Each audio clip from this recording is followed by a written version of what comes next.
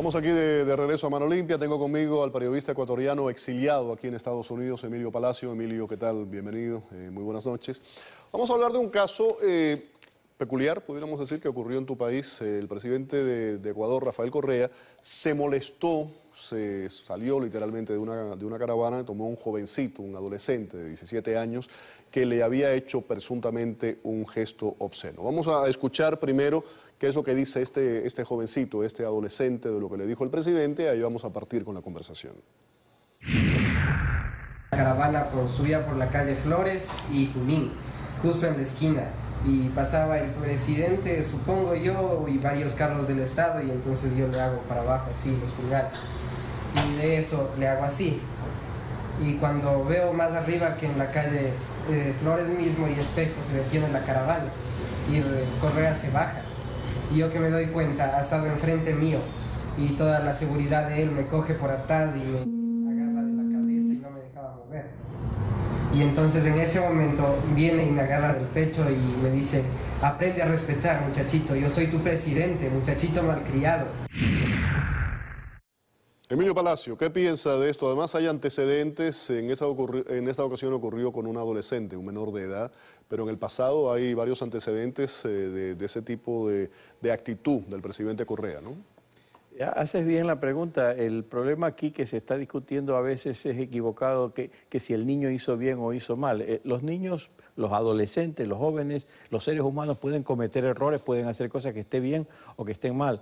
La pregunta no se está justificando la acción del adolescente, sino la respuesta del presidente. Exactamente. Es decir, ¿cómo puede, es legítimo que una persona adulta, un presidente de un país, detenga el automóvil y se baja a él a llamarle la atención a este muchacho? Según el chico le hacía gestos de tocarle el pecho. Estaba su madre allí, no se dirigió a su madre, sino que se dirigió al muchacho en una actitud amenazante. Luego lo llevan ante un juez que lo condena de 15 a 30 días de cárcel. Y para que no vaya, para no cumplir esa condena, le ponen una condición: bueno, pida perdón. Es decir, entonces el chico pide perdón y solo por eso se salva de no ir a la cárcel y le dan horas de trabajo comunitario. Hablando de la madre, tuvimos oportunidad de conversar con la madre de este adolescente en el día de hoy sobre este incidente.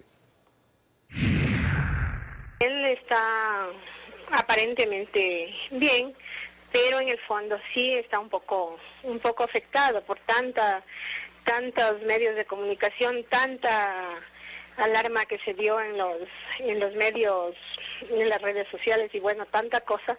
Entonces usted sabe que para un adolescente esta situación es bastante dura. Bueno, miedo es lo que me causa todos los días esta situación. Y también un sentimiento de qué le puedo decir, y por qué como madre no trate de controlarle para que después no haya estas situaciones con mi hijo. Vamos a escuchar un poco más de la madre, una madre preocupada, por supuesto, en la que dice que ya le está haciendo una petición al presidente Correa. Los jóvenes son así, son impulsivos, bueno, a veces tal vez actúan sin premeditar las cosas, ¿no?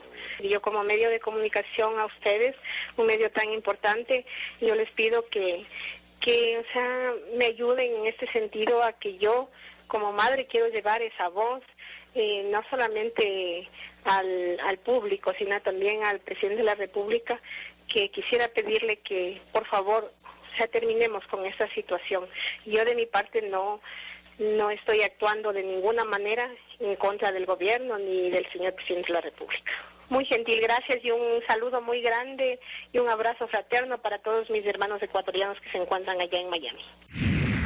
Emilio Palacio, de nuevo, no estamos diciendo que lo que hizo el adolescente está correcto, estamos tratando de entender cómo el presidente de un país reacciona de esa forma. Antecedentes de que en el pasado había hecho cosas similares. Más o menos unas 12 personas se llevan ya contabilizadas. 12 en los 10 años, en los 8 años de gobierno de Rafael Correa, que en algunos casos ha sido con gestos como este. En otros casos ha sido simplemente una señora que le gritó: ya deje de hacer demagogia, váyase a trabajar. Un señor que hizo una bolita de papel y le tiró al carro que pasaba. bueno, la reacción en todos estos casos, o personas que iban con un cartel y que decía, que reclamaban algo, el presidente se baja, los amenaza, desafía a entrar a golpes. Lo hizo con un músico, con Jaime Guevara, le dijo, bueno, vente pues para acá para ver si arreglamos el asunto entre hombres, y entonces Jaime Guevara le dijo, a ver, arreglémoslo, y entonces Correa se retiró y luego lo acusó de que olía alcohol. Y fue muy llamativo el caso porque Jaime Guevara es una personalidad, es un músico muy conocido y todo el mundo sabe que Jaime Guevara es abstemio, que en su vida ha tomado una gota de alcohol o ha fumado alguna droga. Es parte de su ícono, de su imagen como cantante. Entonces el presidente dijo, bueno, no, parece que había tomado unas medicinas, pero parecía que estaba drogado. Es decir, hay este ambiente de que el presidente considera que él debe enfrentar a los que lo agravian, a los que le llaman la atención o lo que sea. Y entonces esto te crea... Se ha convertido, Emilio, en una deidad, ¿no? Porque en el caso con la prensa, por ejemplo, no se puede criticar al presidente, no se puede decir nada en contra del presidente. Un muchacho hace un gesto de este tipo, algo que, por ejemplo, aquí en Estados Unidos nunca hubiera ocurrido. Bueno, mira, también eso tiene que ver con el tema de la libertad de expresión.